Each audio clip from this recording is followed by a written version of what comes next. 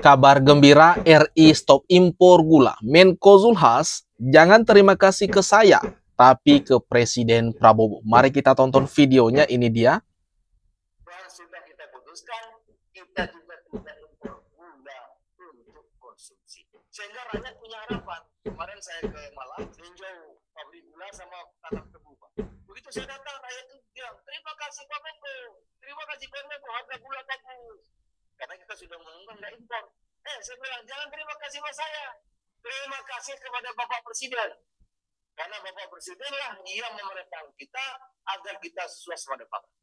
Sesuatu kabar yang sangat menggembirakan tentunya bagi masyarakat Indonesia, terutama ini bagi pekebun atau petani tebu, di mana dengan di stopnya impor gula dari luar masuk ke Indonesia, tentunya harga tebu di dalam negeri mengalami kenaikan harga.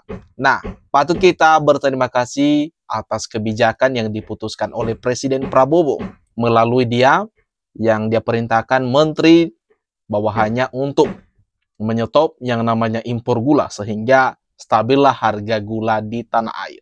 Jadi kalau kita baca lebih lanjut mengenai berita tersebut, di sini kita lansir dari CNN Indonesia yang diberi judul Menko Zulhas sebut tahun depan tidak ada impor beras, garam, dan gula. Ternyata bukan cuma satu komoditi saja yang tidak ada impor.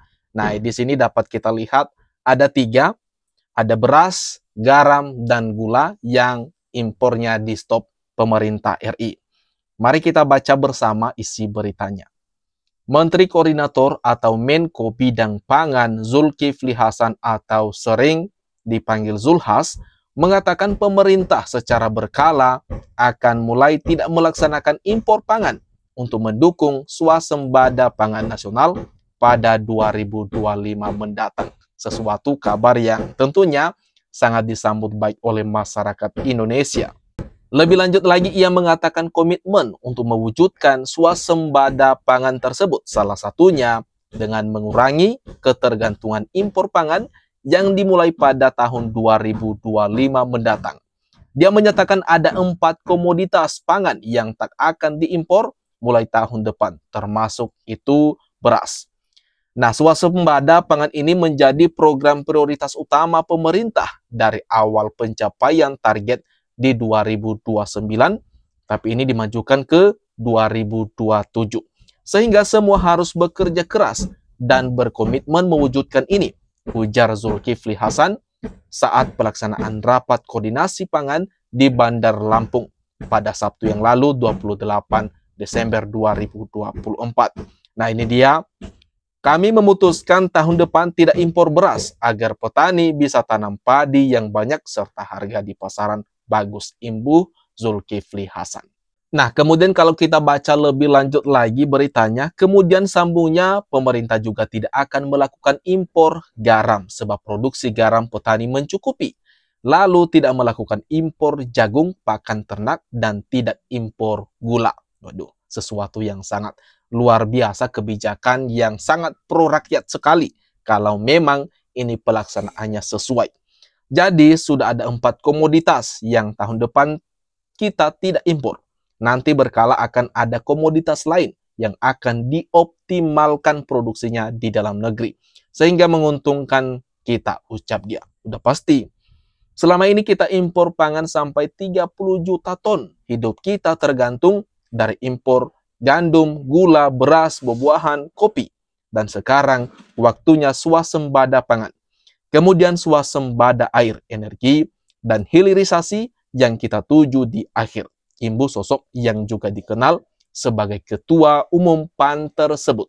Tentunya kabar-kabar ini sangat luar biasa, sangat baik sekali kalau memang para pemangku kebijakan itu melaksanakannya di praktek di lapangan itu sudah sesuai. Tentunya ini kabar yang sangat menguntungkan rakyat atau petani pada khususnya.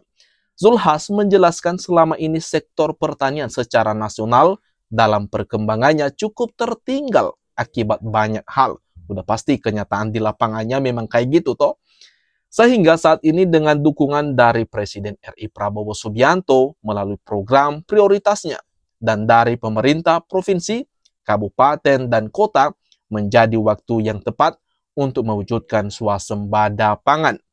Semua harus satu tim kompak dan kolaboratif, sebab ini waktunya membangun swasembada pangan nasional, serta meninggalkan ketergantungan impor pangan, tambah dia lagi.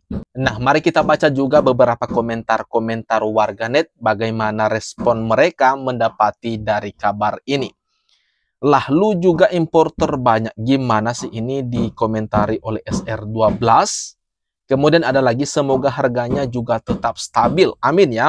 Sudah seharusnya kayak gini dari dulu. Yuk bisa yuk bertahap dari gula terus beras. Amin lah ya. Bagus, ini juga berdampak menekan harga dolar. Itu tadi beberapa komentar-komentar warganet merespon dari kabar yang cukup menggembirakan ini. Entah bagaimana tanggapan teman-teman juga, silakan tulis di kolom komentar yang di bawah ini ya. Mari kita ramekan bersama.